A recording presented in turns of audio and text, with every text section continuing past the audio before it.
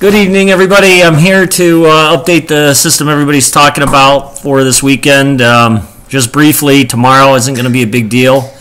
Really going to just skip through that one. That's mainly south of I-80, really south of the Kankakee, and even there it's probably less than an inch. I don't expect any issues tomorrow. Let's go into this weekend, starting Friday night or late Friday night, depending on where you live, western Wisconsin, western Illinois, probably anywhere between 9 and midnight on Friday. And then as you go east, just add a little bit of time from there. So I would say by northwest Indiana, I would say late Friday night, the snow should be starting for the next storm over the weekend. There's been so many adjustments to the system.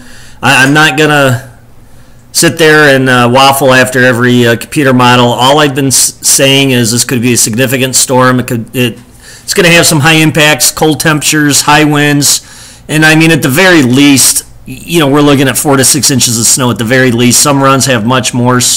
Other runs keep it at 4 to 6. I'm not going to sit there and say we're going to get 12 inches of the next run, we're going to get 3 inches. The next run, we're going to get 8 inches. That's why I'm not giving out any amounts. I'm just kind of being general, just prepare everybody that we do have a storm coming, and it's could be an impactful storm, and the snow amounts can be significant. I put in my blog this morning, I'd rather be an idiot once than be an idiot multiple times. So I'm not going to sit there and keep going back and forth and playing ping pong with these models. So here we go. I'm just going to go through the latest runs this afternoon. The first map I have up here is the Euro, and you can see through Chicago area, you have the 6-inch amounts through the lakefront. You got a 5 sticking there in Whiting. I guess the Euro doesn't like Whiting.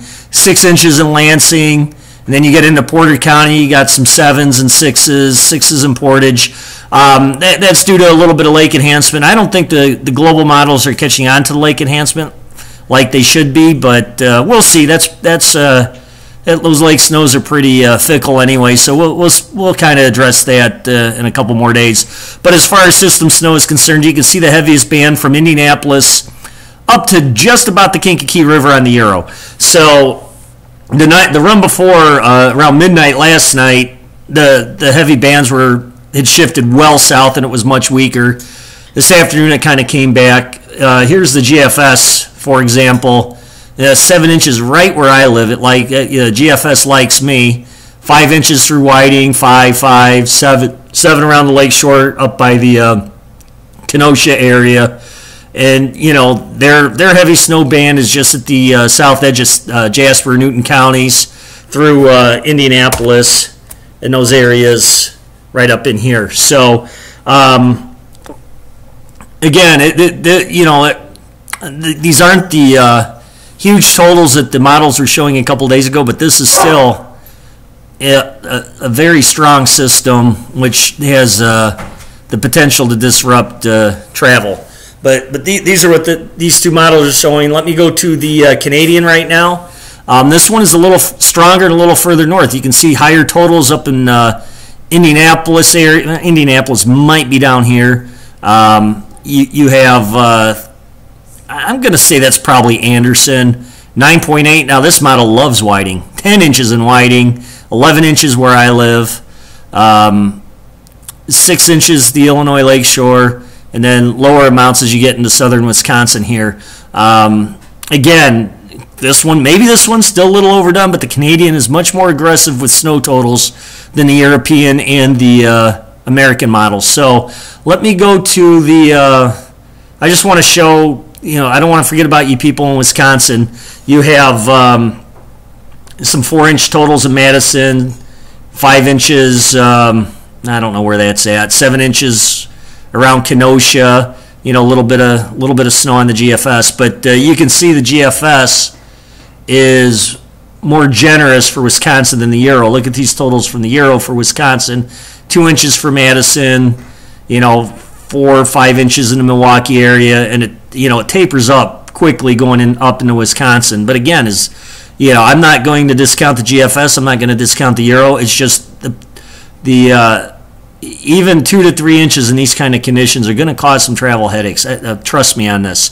So I just wanted to give those a couple of synopses. What I think is going to happen is I would favor the European or the Canadian. I do like the more northern solutions. It doesn't mean that's what's going to happen. Typical systems like this with the temperature gradient of such cold temperatures up in Minnesota and the warmer temperatures down toward Kentucky and Tennessee, that temperature gradient is going to cause the system to be rather aggressive coming out of the Texas panhandle. So anyway, that's all I got for now. I'm going to keep some more updates. I think we'll have a much better idea at this time tomorrow. Well, we should, because the system is going to be here Friday night into Saturday morning. So, we're getting 36 to 42 hours out at that point. So 30 to 36 hours, I would say. So anyways, that's it for now. We'll have some more updates. I'll have the blog, and just be ready for this weekend. And if any, I'll have some updates for tomorrow for any changes. Maybe it comes in weaker, maybe it comes in stronger. But I promise I will have some definitive amounts for my forecast instead of these generalities and the potential for 6+. So anyways, have a great night, everybody, and thank you for following me.